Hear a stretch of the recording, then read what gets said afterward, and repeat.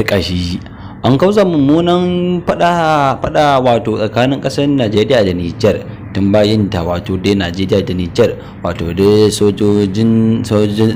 Najeriya part 4 da kuma dai sojin jamhuriyar Nijar part 3 yayin da suka ɗan gwiwa wurin zuwa domin yakar 'yan ta'adda musamman ma wanda suke fama da su a ƙasar jamhuriyar Nijar. An bayyana cewa fa a yanzu dai ƙasar Nijar da kuma Najeriya sojin su sun fara haɗa kansu domin haka yanzu an je an yi yaƙi a daidai kaf da wato da tafkin Chadi. Da kuma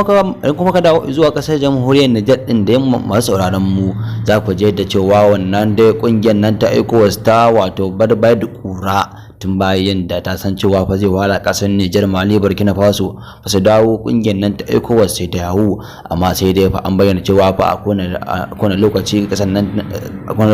Nijar, Mali, Burkina Faso za su dawowa daga kungiyar ta ECOWAS, amma sai dai wani da kun san cewa fa zai wala kasar Mali, Burkina Faso mi ara kuma baya. Amma masu saurare sai ku biyo mu domin ganin yadda ta kare masu saurare, sai ku danna masa subscribe da kuma dai ku danna mana alamar karamar sanarwa kamar haka. To madalla, yanzu kuma ga cikakken rahotannin labaran. Kasar jamhuriyar Nijar da Najeriya a wani shafi da aka bayyana an bayyana cewa fa a yanzu sun haɗa kai tsakanin sojin Nijar da Najeriya domin zuwa a yaƙi 'yan ta'adda da suke gab da wato da kogin Chadi, yayin da ake yi fata da 'yan ta'adda. An bayyana wannan rahotanni ne a ranar Asabar din da tunda wato da 'yan ta'addan da fa suke ta takurawa Nijar da Najeriya, yanzu haka dai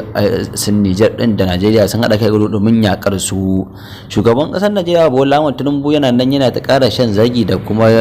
dai Allah tsine don bayan da komai a rayuwa yanzu Najeriya yake ƙara tashi kawo ba gobe, domin a yanzu abin 10,000 ya dawo 40,000, abin kuma 20,000 yanzu ya dawo 50,000. masu rare wannan abu har ina. Da kuma kalja zuwa ƙasar nan ta jamhuriyar Nijar da Abdulrahman Chani daidai ake so domin ganin yadda ake so a ga cewa dai ƙasar Nijar, Mali, Burkina Faso kusan da kungiyar nan ta yi kuma su dawo, amma sai dai fa abu ne mawuyaci. Da kuma muka garzaya zuwa wato dai ƙasar Najeriya, sanatoci da suka bayyana cewa tabbas za su zo ƙasar jamhuriyar Nijar domin ganin yadda za a fafata gurin yadda za a gana da sojojin ƙasar jamhuriyar Nijar masu jin mulki domin ganin yadda za a dawo da mulkin farar hula a ƙasar jamhuriyar Nijar. Amma ba wasa da kokan kusan cewa fa abu ne mawuyaci ganin yadda za a iya aikata wannan abubuwa.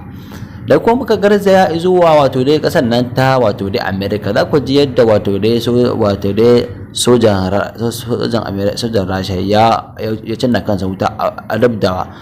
wani ofisi na Rasha. Masu saurare sun kansa da kowa cin shi na gaba cikin labaran namu na wani lokacin, fatan dai kun ji dan suka sayar da mu a cikin tashi tamu mai suna AES Sahel, wato dai tashi tamu mai furjeni ta wato da ƙasar jamhuriyar Nijar. Masu saurare mu huta, Allah sai da mu da alkhairi, amin summa amin.